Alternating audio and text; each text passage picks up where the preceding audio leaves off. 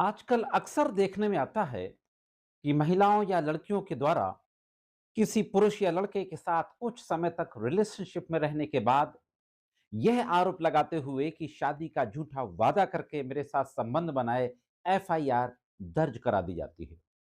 अक्सर हम लोग देखते हैं कि जो रेप के केसेस होते हैं या अगर लड़की नाबालिग है तो पॉक्सो एक्ट के जो केसेस होते हैं उन मामलों में विक्टिम के स्टेटमेंट के अलावा और कोई दूसरा एविडेंस देखने को नहीं मिलता है।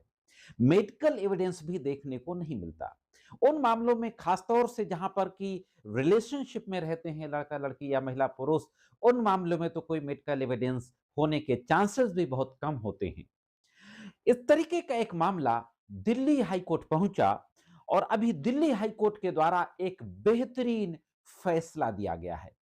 इस फैसले से उन तमाम आरोपियों को जिनके ऊपर इस तरीके का आरोप लगाते हुए एफआईआर दर्ज कराई गई है या मुकदमा चल रहा है, जरूर फायदा मिलेगा। मैं आपको बता दूं कि इस मामले में आरोपी को सजा कर दी गई थी स्पेशल विचारण न्यायालय के द्वारा, लेकिन हाई कोर्ट में जब उसको चैलेंज किया गया तो हाई कोर्ट ने बहुत ही शानदार आदेश पारित किया और बहुत जबरदस्त प्रिंसिपल लेट डाउन किए। तो दोस्तों, मैं करीम अहमद सिद्दीकी एडवोकेट एक बार फिर हाजिर हूं आप सभी के बीच में अपना YouTube channel legal and social awareness में दिल्ली हाई कोर्ट के इसी महत्वपूर्ण फैसले की जानकारी के साथ। बहुत महत्वपूर्ण जानकारी है। देखेंगे आज के इस एपिसोड में कि यह जो मामला दिल्ली हाई कोर्ट पहुंचा, इस मामले के फैक्ट क्या थे, दिल्ली हाई कोर्ट में किस तरीके का आर्गुमेंट हुआ और दिल्ली हाई कोर्ट के न्यायमूर्ति महोदय के द्वारा कौन सी महत्वपूर्ण बातें कही गई अपने फैसले में और फाइनली किस तरीके का आदेश दिया गया। ये जो मामला दिल्ली हाई कोर्ट पहुंचा, इस मामले में यह आरोप लगाया गया था एक पीड़िता के द्वारा। याद रहे कि यह आरोप 2023 में लगाया गया था और यह आरोप लगाया गया था कि उसके चचेरे भाई के द्वारा 2014 से, जब वह नाबालिग थी, शादी का झूठा वादा करके यानी झांसा दे करके सालों तक यौन संबंध बनाए गए। एफआईआर दर्ज होती है, पॉक्सो एक्ट की भी एफआईआर दर्ज होती है और 376 इंडियन पेनल कोड में भी एफआईआर दर्ज होती है। 376 आईपीसी की धारा और सेक्शन 6 पॉक्सो एक्ट की धारा। एफआईआर के बाद इन्वेस्टिगेशन होता है और इन्वेस्टिगेशन के बाद मामले में आरोप पत्र न्यायालय में दाखिल किया जाता है। आरोप पत्र दाखिल होने के बाद ट्रायल चलता है और ट्रायल कोर्ट के द्वारा 10 साल का सश्रम कारावास, कठोर कारावास की सजा सुनाई जाती है। इस मामले को हाई कोर्ट में अपील के जरिए चैलेंज किया जाता है, चुनौती दी जाती है। तो देखते हैं कि हाई कोर्ट में क्या होता है। वीडियो में आगे बढ़ूं इससे पहले मैं जरूर आपसे कहना चाहूंगा कि अगर आप चैनल में नए हो और वीडियो को पहली बार देख रहे हो तो चैनल को सब्सक्राइब करके घंटी के बटन को दबाकर ऑल पे जरूर सेट कर दें। और मेरे द्वारा जो महत्वपूर्ण कानूनी जानकारियां दी जाती हैं, अगर आपको अच्छी लगती हो या आपके लिए उपयोगी साबित होती हो तो मेरे वीडियो को लाइक करके चैनल को सब्सक्राइब अवश्य कर दें। दोस्तों, ये जो मामला दिल्ली हाई कोर्ट पहुंचा, Rahul alias Bhupinder Verma versus state of NCT Delhi, पूरी डिटेल स्क्रीन पर है। इस मामले में दिल्ली हाई कोर्ट के न्यायमूर्ति जस्टिस मनोज ओहरी के द्वारा सुनवाई की जा रही थी। जस्टिस मनोज ओहरी ने पूरी फाइल को देखा, सारी एविडेंस जो आई थी उसको देखा और बहुत गंभीर बातें कही अपने फैसले में। जस्टिस मनोज ओहरी ने कहा कि शारीरिक शब्द का प्रयोग परिभाषा आईपीसी या पास्को एक्ट के तहत नहीं दी गई है।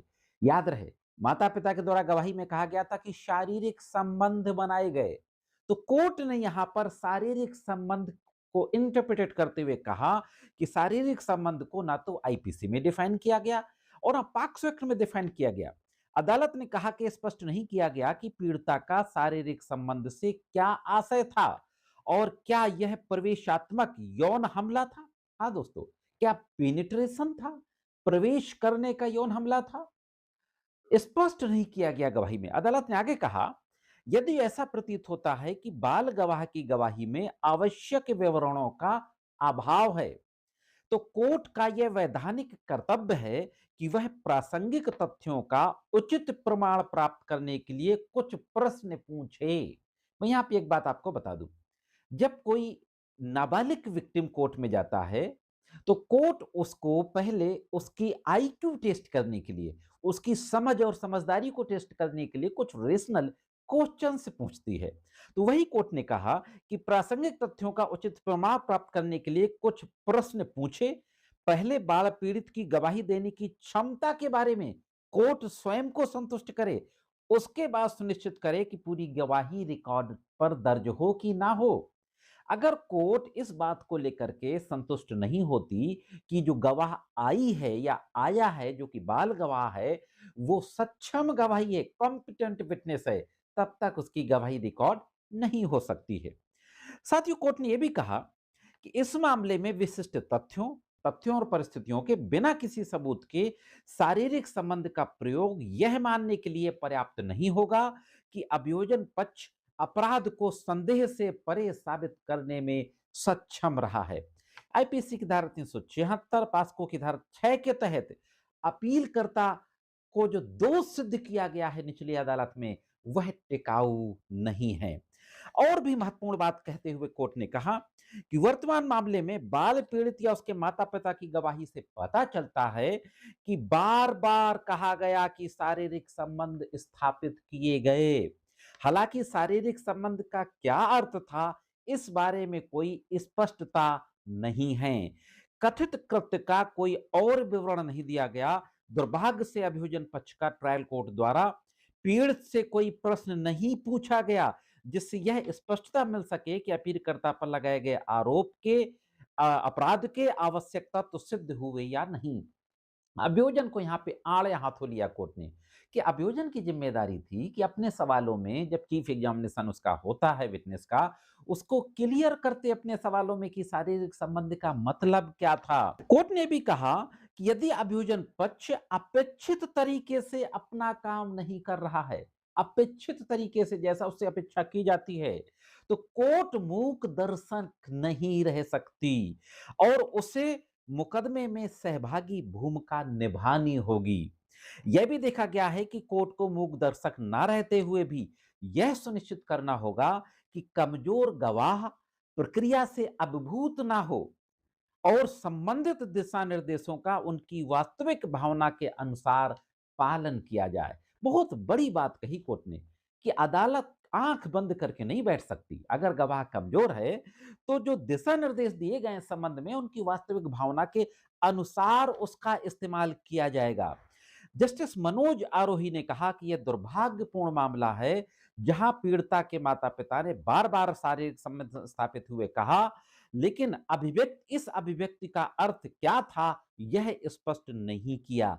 जज ने दोषी की याचिका स्वीकार कर लिया और यह भी कहा कि इस मामले में मौखिक साक्ष्य के अलावा कोई फॉरेंसिक एविडेंस नहीं है, कोई मेडिकल एविडेंस नहीं है, इसलिए जो मौखिक साक्ष्य है वो इंस्पायर नहीं करता है।